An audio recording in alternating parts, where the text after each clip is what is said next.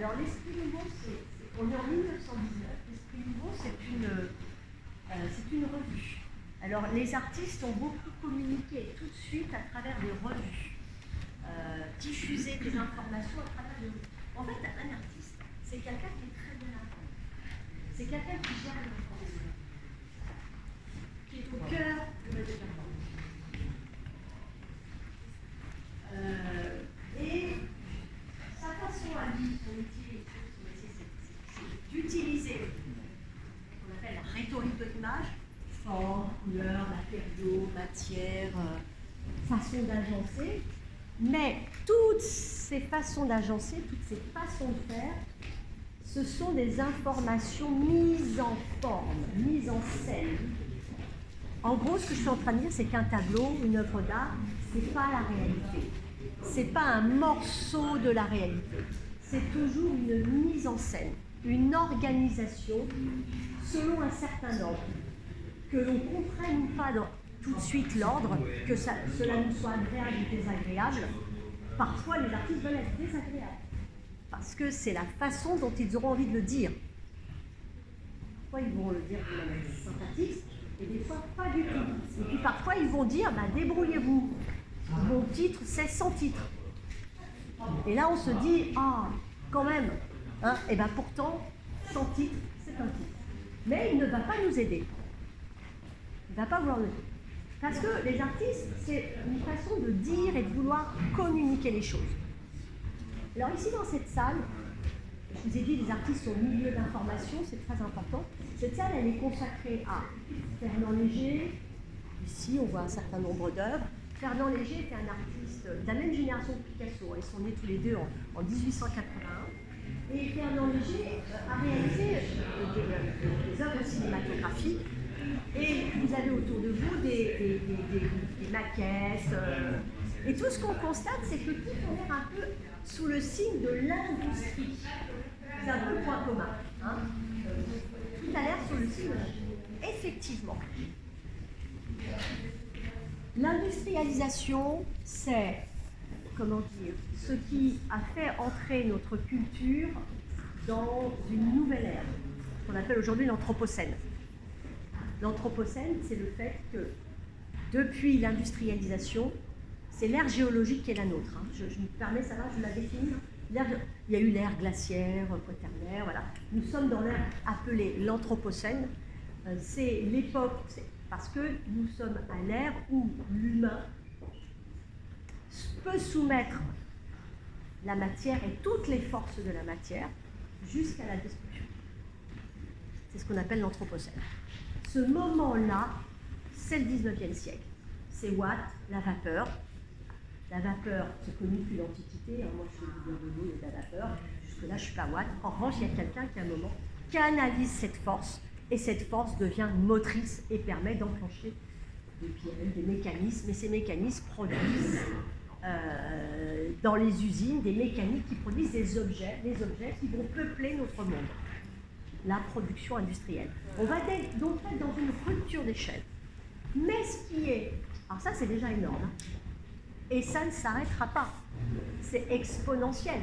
Pensez qu'au 19e siècle, la naissance de l'électricité, quand même. Les voitures, le télégramme, la radio, enfin voilà, dans un laps de temps excessivement court, un palier franchi, on a hissé les potentialités d'une manière extrêmement rapide. Bon.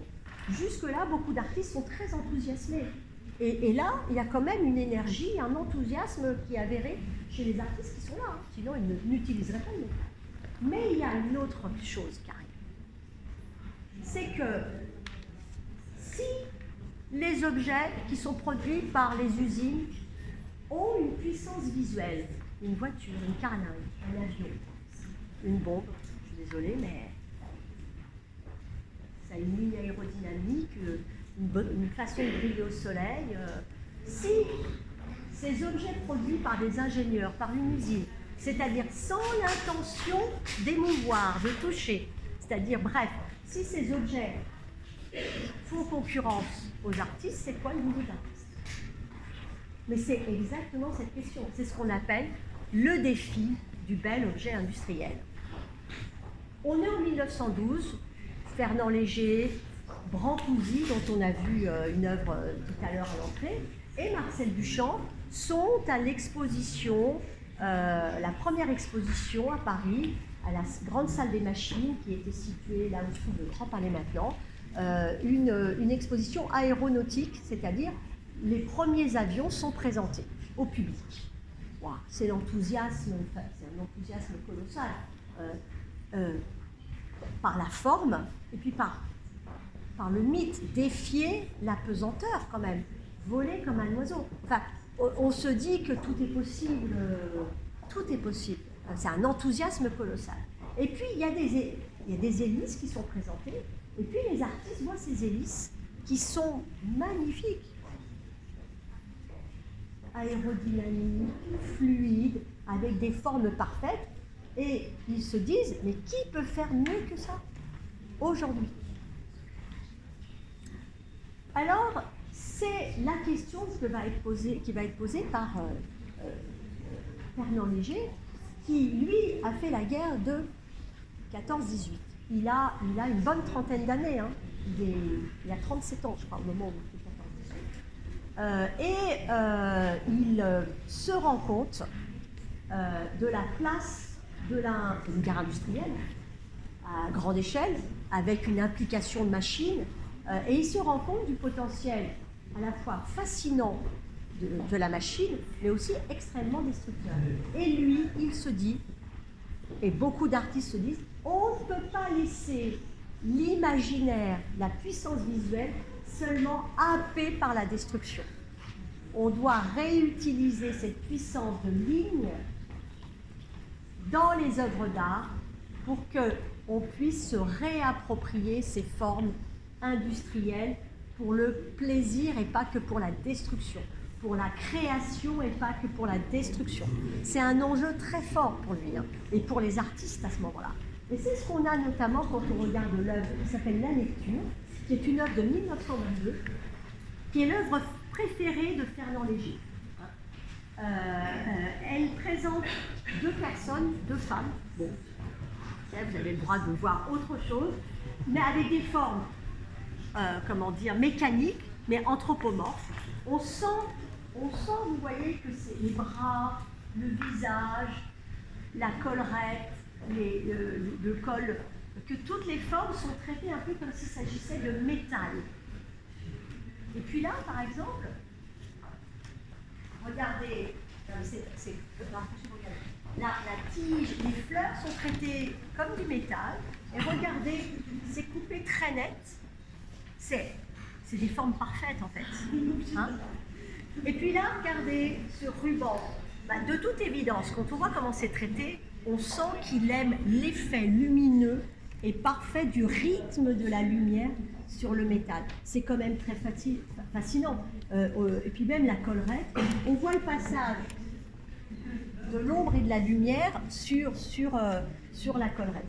Eh bien, c'est vrai que ces formes mécaniques sont souvent associées au travail, au monde industriel.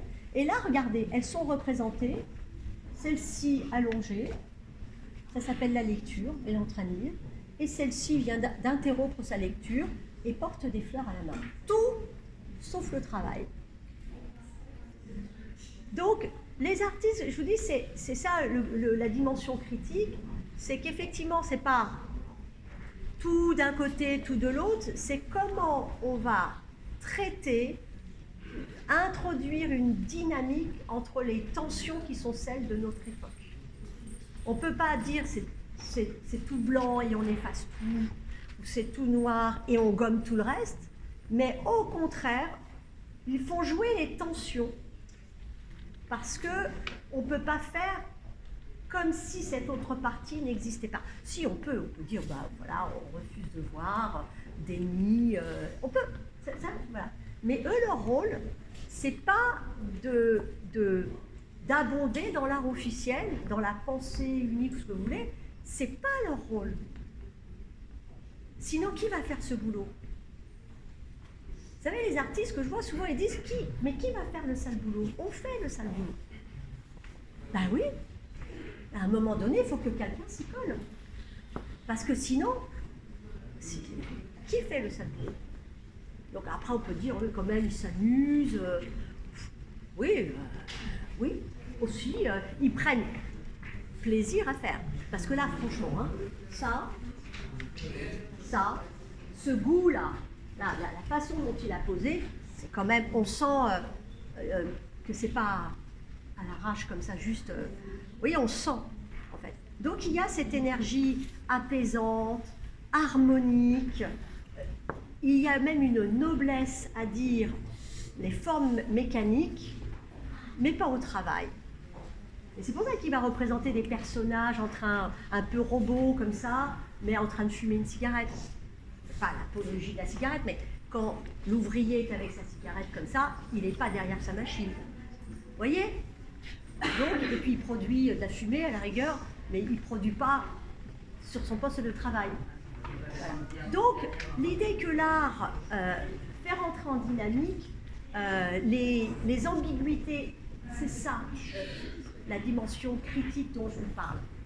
Et là, par exemple, il fait ce film avec un autre artiste qui qui est américain, un Dudley Murphy. Il est très important pour les Américains. Hein. En 1942, il dit bon, moi j'ai fait la première guerre, je vais faire la deuxième, il part aux États-Unis. Il va aux États-Unis et aux États-Unis, il est admiré. Hein. Les gens viennent suivre ses cours, c'est dans les universités, hein, les cours d'art aux États-Unis. Et il y a des gens comme Andy Warhol qui viennent voir son travail. Hein. Il y a beaucoup de gens qui viennent suivre son travail. Et là, regardez, c'est juste, ça s'appelle, c'est une sorte de grand ballet mécanique. C'est un film sans histoire, il n'y a pas d'histoire, il y a juste de la rythmique et des formes qui se télescopent. Il n'y a pas de récit, un début, un milieu, une fin. C'est juste une harmonique, une symphonie audiovisuelle. Parce que là, on n'a pas de son. Voilà.